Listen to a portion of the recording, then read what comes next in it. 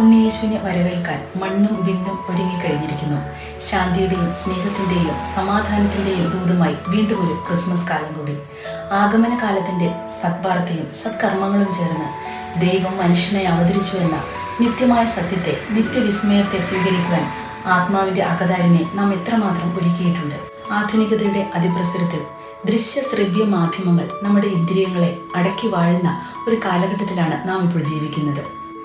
വ്യഗ്രതകളുടെ മാസ്മര വലയത്തിൽപ്പെട്ട് തിരക്കിൽ നിന്നും തിരക്കിലേക്ക് നമ്മുടെ യുവതലമുറ, നമ്മുടെ ലോകം നീങ്ങിക്കൊണ്ടിരിക്കുമ്പോൾ ശാന്തിയുടെയും സ്നേഹത്തിൻ്റെയും ദൂതമായി വന്ന ക്രിസ്മസ് സന്ദേശങ്ങൾ നമുക്കവർക്ക് പകർന്നു കൊടുക്കാൻ സാധിച്ചിട്ടുണ്ട്.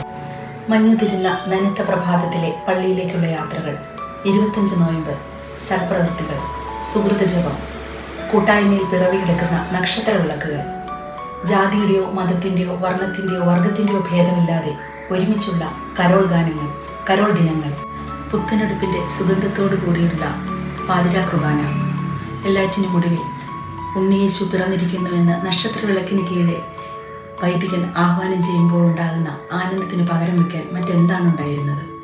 മദ്യവും മയക്കം മരുന്നും അരങ്ങു വാഴുന്ന ഇന്നത്തെ യുവതലമുറയ്ക്കിടയിൽ ഇത്തരം ആനന്ദത്തിൻ്റെ ലഹരി, ക്രിസ്തുവാകുന്ന ലഹരി പകർന്നു കൊടുക്കാൻ നമുക്കാവണം. യാന്ത്രികതയുടെ സമ്മർദ്ദങ്ങൾക്കിടയിൽപ്പെട്ട് ഞെരുങ്ങുന്ന ബാല്യകൗമാരങ്ങൾക്കിടയിലേക്ക് ഉണ്ണീശോയെ ഏറ്റവും നല്ല സുഹൃത്തായി അവതരിപ്പിക്കുവാൻ നമുക്കാവണം.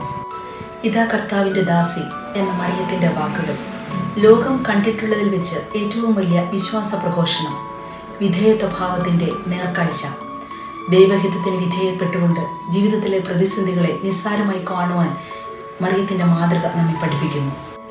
മറിയത്തെ അപകീർത്തിപ്പെടുത്താൻ ആഗ്രഹിക്കാത്ത യൗസപിതാവിൻ്റെ നീതിബോധം അപകീർത്തികളെയും തെറ്റിദ്ധാരണകളെയും സധൈര്യം നേരിടുവാൻ നമുക്ക് പ്രചോദനമാവട്ടെ.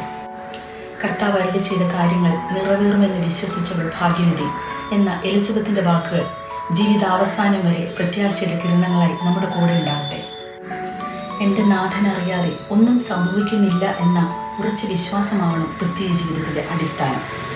ഉണ്ണീശോയ്ക്കായുള്ള അദമ്യമായ ആഗ്രഹത്തോട് നമ്മുടെ നശ്വര ജീവിതത്തെ ചേർത്ത് വെച്ചുകൊണ്ട് അനശ്വരമായ സ്വർഗത്തെ പ്രാപിക്കുവാനുള്ള യാത്രയിൽ നേരിടേണ്ടി വരുന്ന ജീവിത ക്ലേശങ്ങളെ നിസ്സാരമായി നമുക്ക് കണക്കാക്കാം. ഒരിക്കൽ കൂടി ക്രിസ്മസിൻ്റെ മംഗളങ്ങൾ സ്നേഹപൂർവ്വം നേരുന്നു.